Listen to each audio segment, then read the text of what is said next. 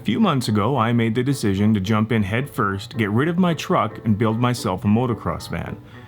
Now, I put a lot of thought into different build options. What should I prioritize? What is a nice to have versus what is a need to have? Although I'm still very early in the stages of the design, I decided I was going to pick up one of the nice to haves.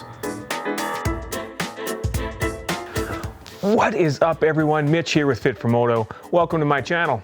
As you can see behind me here, I have an empty van. Now this is a 2020 Transit van, medium length, medium roof, that we're going to be building into a new Moto van, so be sure to check out my van build series. But today's video is all about the Risk Racing Lock and Load Pro. It's a moto transport system that you don't need tie downs, you don't need hooks, you don't need anything. We're going to install it in this thing. I'm going to give you my thoughts. I'm going to review it, let you know what I think.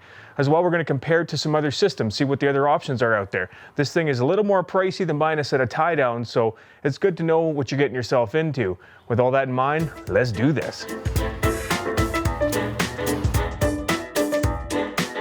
I thought it would be great to have a system so easy to use that in the event I was hurt, even my lovely wife could load my bike if she had to. Enter the Risk Racing Transport System. Now I probably know what you're thinking, because frankly I was thinking the same thing. That's a lot of money considering good old-fashioned tie downs only cost around $20. What about the installation? How much of a headache is that going to be? With the goal in mind of simplicity and the ease of loading and unloading, I searched out various options ranging from nicer tie downs and wheel chocks to full-on rail systems. Looking at the other options, they all involved some level of installation. And I figured if I had to drill holes in my new van, I might as well swing for the fences. So I ended up settling on the lock and load because of the creative genius behind it. The ability to have a low profile plate when you need extra space, as well as roll your bike in, push the tabs down, ratchet the hooks down, was attractive to me. And let's face it, it looks pretty Gucci. Now I didn't know anybody personally that had one, never actually even seen one. So spending this much money was a bit of a gamble. But if the packaging does anything for you, then we're off to a good start. Immediately, the entire system felt like it was built of high quality metals. It didn't feel flimsy or lightweight, and it didn't feel like it was going to break. In order to mount this system, you'll need a few tools. A drill with drill bits suitable for metal, an Allen bit head, a 10mm socket or wrench, a tape measure, and a marker. Get your bike into a position where it would normally sit, and then find the high points on the ribs. Initially, I tried to find the high spots through the flooring that I had installed from the factory, but it ended up being too painful, so I just lifted up the flooring to give me a clear idea of what I was looking at.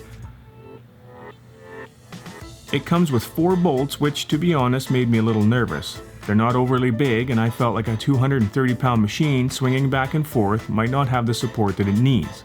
Nonetheless, I figured they must work. So, obstacle number 1 on the van. Now I didn't think about this at the time because I have to mount my bike in on an angle so that it actually fits back here. The ribs are only in certain places, and I couldn't use the second rib from the wheel well because that's actually where the actual frame of the vehicle sits, so there's no good in trying to drill through that and put a nut on the end.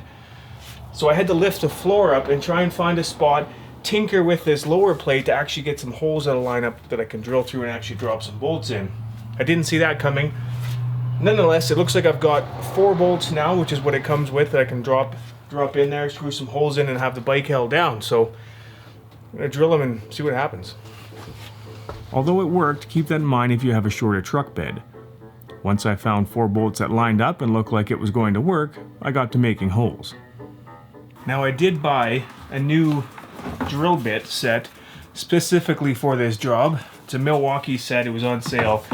But importantly, they're titanium coated, which means they're going to be good for drilling through this metal. Now I am a little bit hesitant to drill holes in my brand new van. But you know what they say, no guts, no glory. The plan is to drill a pilot hole and then drill a bigger hole. My pilot hole is going to be to allow me to drill faster with a larger bit, so it's not so difficult. But the larger bit is going to fit the actual bolt that it comes with. Of course, the camera won't zoom, and we'll see if we can't get this thing mounted. I do want to stress that I measured and remeasured numerous times, so I wasn't just drilling holes in the floor. Also, another consideration is making sure that you're not going to hit any wires or hydraulic cables underneath. Then it was just a matter of drilling holes through the rubber flooring to match the holes that I drilled through the metal. Once all of that was done, actually mounting the system was pretty straightforward. Drop the bolts in and tighten them down.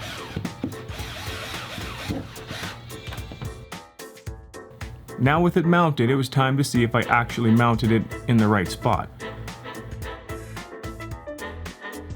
Just as I had hoped, loading and unloading the bike was a breeze. The system's pretty slick and it works exactly like they advertise. Once it's in place, it feels pretty secure. Installation was only a few hours and turned out to be really easy. Because of my paranoia, I decided to do a road test and see if I needed to add more bolts.